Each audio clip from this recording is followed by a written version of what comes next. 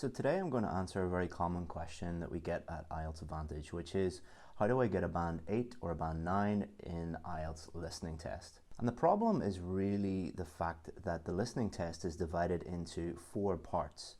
Part 1 is the easiest part, and then it gets more and more difficult, with part 3 and part 4 being the most difficult, especially part 4. So most of the students struggling to get a band 8 or a band 9 have no problem with part 1. They find part 2 quite easy, but once they start getting into part 3 and part 4, they come across some very common problems. And then what they try and do is they try and solve it the wrong way. So there are 2 ways that students try and solve this problem. And if you are doing these 2 things, you're never going to solve this problem of trying to get a band 8 or a band 9. So the first common problem is they will rely on strategies. Now, strategies do work, they do help you, but unless you have 3 other things that are way more important than strategies, strategies will be useless. So strategies are useful, but they are one piece of the puzzle. The bigger mistake that we see students doing is doing lots of listening tests. So often students will come to us and say, I have done every single listening test I can find, but I still cannot get a band 8 or a band 9. Strategies, and especially listening tests, are not going to help you get beyond a band 7. They are not going to help you solve part 3 and part 4. The 3 things that will really help you for part 3 and part 4 are, number 1, listening skills. Number 2, vocabulary. And number 3,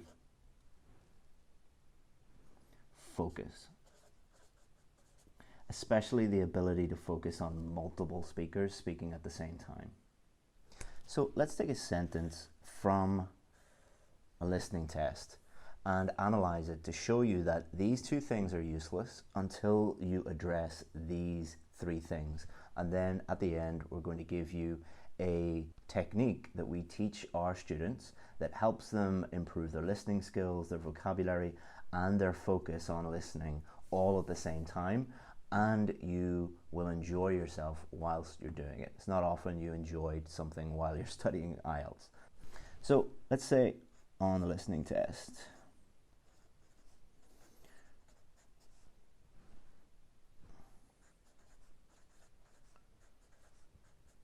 we hear this sentence. Do you want to go to the jazz festival? So unfortunately, especially in parts 3 and 4, the speaker will not speak as clearly and as slowly as I am speaking right now. I do not speak to my friends and my family in this very slow, well-spoken way. If I was to ask this question to one of my friends, I would not say, do you want to go to the jazz festival? It would sound more like, do you want to go to the jazz festival? So that is something that is very difficult for people in part 3 and part 4. Not that the person is speaking quickly, but they are speaking naturally. The way I am speaking to you right now is not my natural voice. I'm speaking to you right now because I know that you are an English learner, and I'm trying to speak as clearly and as slowly as possible. So what the person really says for part 3 and part 4 when they are saying this sentence sounds more like this. Do ya? And this connects together. Wanna connects together. Go to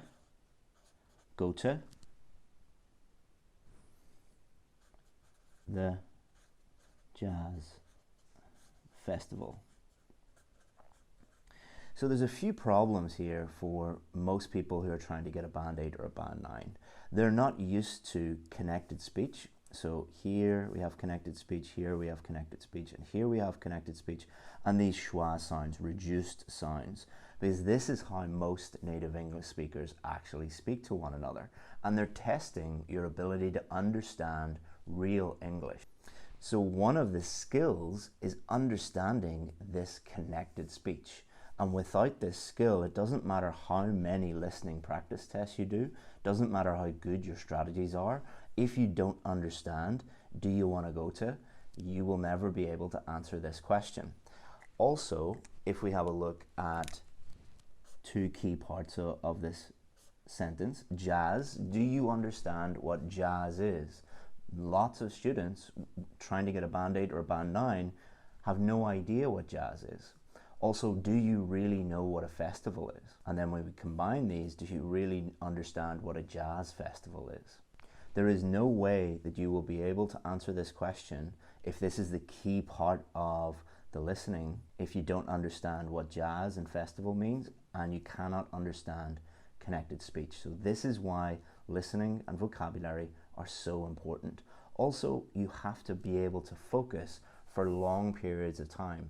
Think about the last time that you really focused on listening to something in English, and think about how long that was. It's probably only 1 or 2 minutes for most students. Also think about the fact that you're not just listening, you're reading, you're thinking, you're writing all at the same time. Unless you are able to focus for a long period of time, listening and thinking and writing in English, you're not going to be able to get part 3 and part 4 questions correct. But don't worry, we'll show you a really easy technique that you can use that helps you improve all 3 of these things. So let's say this is person 1, and then person 2 says, no,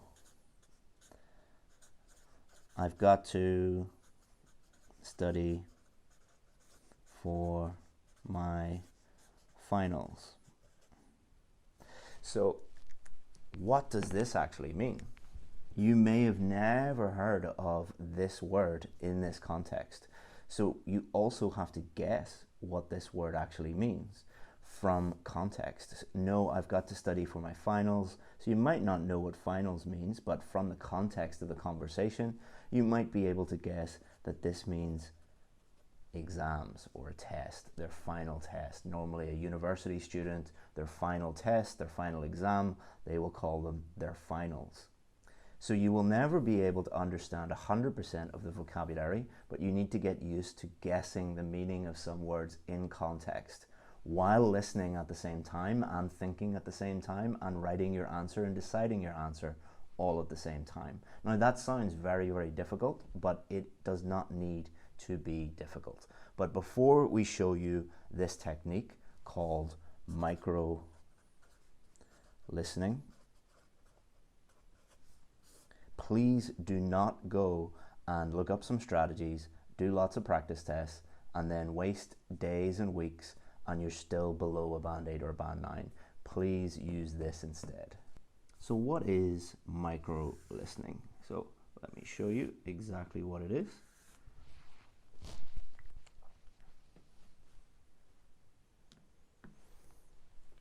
So the first thing we're going to do is you're going to pick something you enjoy listening to. And the key word there is that you enjoy it. Why? Because you're going to have to do this technique every day or 3, 4, 5 times a week over weeks and months. If you came here looking for a quick tip that is going to guarantee that you're going to get a band 9, you're watching the wrong video. We don't teach you those things because those things simply do not work. Anyone teaching you quick tips to get a band 9 in listening was never a real IELTS teacher. They're a YouTuber who is pretending to be an IELTS teacher. So once we pick something that we enjoy, so this could be a podcast, or it could be a YouTube video, but not English learning YouTube. So not someone trying to teach you English on YouTube, because that is not real English. And most of the English learning on YouTube is going to make your English worse, not better. Pick something real, like two people talking to each other who are native English speakers, or TV show, or for example, a news program, whatever you're interested in, or it could be a movie, whatever you're interested in, just make sure that it is real English native speakers or very high level English learners talking naturally. I would strongly recommend podcasts because A, they're free, and B, there isn't a single topic in the world right now that there aren't hundreds, if not thousands, of really great podcasts. So pick the topic that you love. You could love cooking, cricket, reading, business, leadership, whatever you're into, pick something to listen to. And here's where the micro listening comes in. All right, so you're going to listen until you don't understand. So you don't understand. So imagine we are listening and we hear this: do you want to go to the jazz festival? You might not understand that because of the connected speech. Do you want to go to? So you would stop. So then stop the podcast, the YouTube channel, the movie, whatever it is. Just stop. Then you're going to listen again until you can write the sentence. Don't worry if you cannot understand the sentence fully. Just listen again a few times. So listen again, pause, go back, listen again. You're just listening to one or two sentences. That is why it's called micro listening. Until you feel comfortable enough that you can attempt to write out the sentence. So for example, let's say you're listening to me interviewing another IELTS teacher, and you hear, is it okay if I talk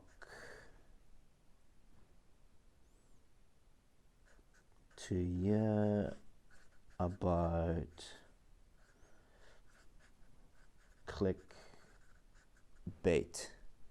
So you might find some of the connected speech difficult here. So is it, so it sounds like a z and a t. Is it okay if I, it's connecting together. Talk to you, so it's reduced sound here, about clickbait. What is clickbait? I don't understand this. So you're listening until there's some connected speech, or maybe the person is speaking a little bit too quickly for you, or there's some vocabulary that you don't quite understand. So we're focusing on our listening skills, our vocabulary, and we're improving our focus all at the same time whilst we're listening to something that we're actually enjoying. So listen as many times as you need to fully understand the sentence. Don't worry if it takes you 5, 6, 7, 8, 9, 10 times, but if you do that, what will happen is all this connected speech will start to make sense in your brain, and you'll start to become used to how real native English speakers actually speak. You don't have to worry about practicing your pronunciation at this stage. You can if you want to, but most of the students who we work with who have this problem don't really have a pronunciation problem. They have more a understanding connected speech rather than a problem with pronouncing this. And then what we're going to do is, if there is a new word or a new phrase, don't look up the meaning. Guess meaning from context. So what does context mean? It means the words around this word. It means the sentences around this word. You could think about the title of the podcast or what the general topic is they're talking about. So maybe I'm interviewing another teacher about why they keep putting clickbait titles that mislead students into their videos in order to get views rather than teach students. you would be able to guess the meaning of this word. Clickbait is when you focus on tricking the viewer into clicking on your video. That shows that you're more concerned about growing your YouTube channel than you are about actually helping your viewers get better. So from this context, you can guess what this means. Remember, you will hear words that you probably will not be familiar with when you're looking at part 3 and part 4, or listening to part 3 and part 4. There will always be some words you don't quite understand. You need to develop this as a skill. One of the skills that we teach is guessing meaning from context. Not only is this going to help you guess meaning from context, if a new word comes up, you are improving the range of your vocabulary, so you're reducing the number of words that you don't know. So again, you're enjoying yourself, you're improving your listening skills, you're improving your ability to guess meaning from context, and you are improving your vocabulary. Not only will that help you in the listening test, it's also going to help you in the reading test, in the writing test, and the speaking test, all at the same time. So it requires a little bit more work than just going onto YouTube and looking up, top 10 tips to get a band 9, but this is way more effective. Finally, add new vocabulary to a vocabulary notebook. Can be a paper notebook, can be a digital notebook, but don't lose this new vocabulary. If you don't use it, you will lose it. And then finally, review new vocab. You can review it by using it in example sentences, for example. And there are many, many, many things that you can do to review vocabulary. I'll maybe make a video soon on how to review new vocabulary. And then what you do, once you have use micro listening on 1 or 2 sentences, then just keep going, start again. Keep listening to that podcast or that movie or that TV show until you find something that you, again, don't understand. Pause it, start the whole process again. What you can also do is, most podcasts and YouTube channels and TV shows have subtitles, but turn the subtitles off while you're doing this and only turn them on to check that you are correct. Because often you'll hear a sentence and there will be a few words that you just really don't understand at all. Try to understand them first and then turn the subtitles on at the end and check them. But just be careful on YouTube. Sometimes the subtitles are not accurate. Most of the time they are, but sometimes they are not.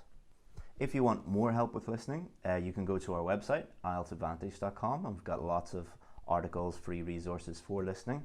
Or if you click below, you will find a fundamentals course that covers writing, speaking, reading, and listening, and has a great video on listening to help you understand the fundamentals of how to improve your IELTS listening score. Hopefully you enjoyed this lesson, and the key really is to do it. If you just watch this lesson and don't actually do any of this, you are not going to improve in any way. Don't waste your time on things that don't work, especially doing lots and lots and lots of listening tests. Do things that really do work.